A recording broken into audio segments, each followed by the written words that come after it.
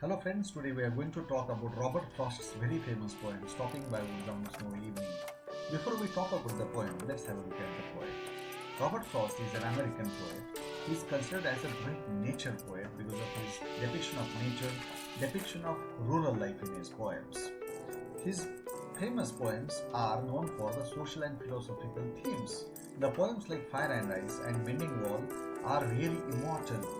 Good fences make good neighbors is a universal and immortal line from his poem Mending Wall. This great American poet was nominated for Nobel Prize in Literature 31 times. Now let's have a look at the poem.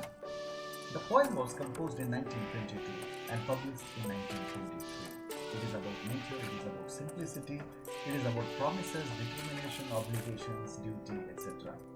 The opening stanza of the poem shows that there is a horse rider, there is a speaker of the poem, who is on the way to his destination.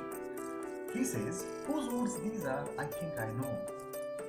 His house is in the village though. He will not see me stopping here to watch his woods fill up with snow." In the opening stanza itself, the poet talks about the horse rider who is on the way and he stops there, seeing the beautiful woods around, and then he remembers that he knows the owner of these beautiful woods, who lives in a nearby village. Though from his village, this owner cannot see the horse rider enjoying the beauty of the woods that are around. In the next stanza, the poet talks about the horse that he rides on. "My little horse must think it queer to stop without a farmhouse near, between the woods and frozen lake, the darkest evening of the year." It is the darkest evening. On one hand, there is the frozen lake. On the other hand, there are just woods, woods and woods. There is no farmhouse near, and still the horse rider is stopping there, pausing there, and this the horse thinks it very, very strange, queer, indifferent, that what is the reason of staying here, stopping here? And that's why the poet says in the next stanza, he gives his harness bells a shake to ask if there is some mistake. The horse thinks it very strange to stop there without any reason, without a farmhouse, without a person around, and then in order to warn, in order to bring it to the notice of the horse rider, the owner, the horse gives his harness bells a shake.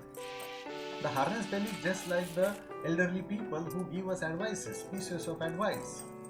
And besides these harness bells of the horse, the only other sounds the sweep of easy wind and downy flake. So there is contradiction, there is a contrast everywhere that we find.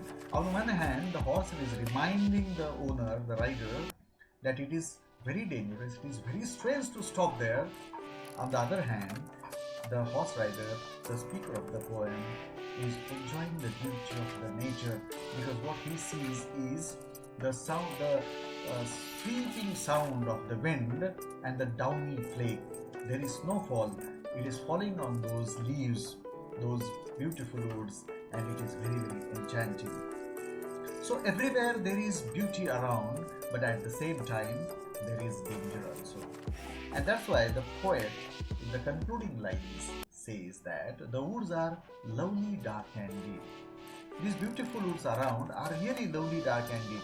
As long as you see they are there, they are very near each other. The woods are very thick, they are very beautiful, enchanting, mesmerizing. But I have promises to keep. Means our target is not to wait there, stay there, halt there, pause there, and just spend time in watching, observing the beauty and appreciating the beauty, because we are born for some target, we are born for some dream. And that's why the poet says, "And minds to go before I sleep," and this line is repeated, "and minds to go before I sleep." So before we die or before we sleep, there are many things that we need to achieve, and that's why we should never stop, we should never get engrossed, because resting is rusting. That is what Tennyson says in Ulysses. The same kind of theme is available here also, where we find that though the things are very beautiful around, we cannot afford to wait there, we cannot afford to spend our time, waste our time on that, because we are born for some better cause, greater cause. And that's why these lines are found there these lines are very famous. They found their place in the autobiography of Pandit Jawaharlal Nehru. Pandit Jawaharlal Nehru always kept these concluding lines of this poem on his office table also. Now there are various themes that we see in this poem. The first is the fundamental question of existence, the entanglement between birth and death, and that life, it is very dangerous if you don't spend it properly. It is about loneliness also. The horse rider is alone. Only he has his own horse along. Otherwise, he's just alone. And that's why in this whole universe, you are born alone and you die alone. And in this particular time between birth and death, there is life. And in life, there are many beautiful things that stop you, that attract you, that distress you, that try to digress you, deviate you from your target. And this distraction is very, very dangerous, because that is the contradiction, or that is the fight between the beauty and duty. And so what is important is our promise, our commitment, our devotion, our obligation. So we set a goal and we should try to achieve that goal. We should have dreams, ambitions, aspirations, etc. and we should try to achieve them. We should spend just little time for beauty, because work is worship. And that's why this poem gives delightful instructions to the readers. Beautiful things are dangerous. So there are many things that we see in the poem, that on one hand there is goal, the duty, on the other hand there is beauty, there are the woods. And that's why we should not get entangled, engrossed and involved in beautiful things. These are some of the themes that we find in this poem. Then there are some literary devices like imagery, beautiful scene of woods and frozen lake, and beautiful other things are there in the poem. There is symbolism, there are various symbols that have been used in the poem. And then there are literary devices, figures of speech like metaphor, personification, repetition, alliteration, enjambment, etc. Let's have a look at the imagery and symbolism in the poem. First of all, there are woods. These are very beautiful woods. The images are really eye-catching. But these woods signify or suggest temptation in life. And there are many things that tempt us, that attract us, that enchant us. They deviate from our target. And that's why this beauty is really mystery, and it is the mystery of death. The second image, there are so many images actually, is of the village. This village suggests and signifies society and civilization, but the horse rider is little away from civilization.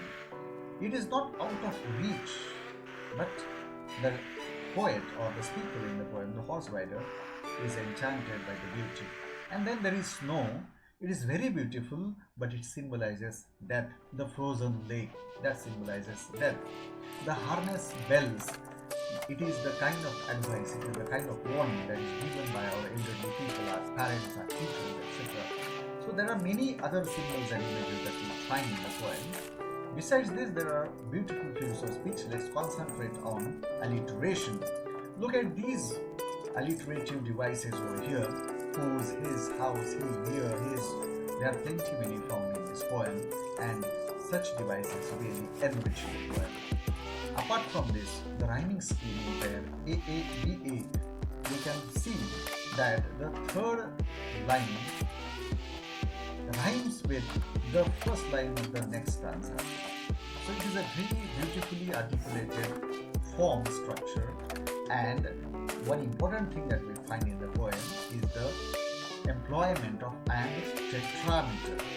So here we find there is similarity between the first three stanzas, but the last stanza is somewhat different, with all the four lines rhyming with one another. Besides this, we find this metrical scheme very beautiful. This iambic tetrameter is there, where we find unstressed syllable followed by the stressed syllable. So dear friends, this is really a very remarkable poem by Robert Frost. There are many lessons that we learn from this poem. So I hope that you also don't get entangled in this beautiful word and focus more on your promises, on your responsibility and obligation. Let's conclude this poem with this very beautiful song based on this poem.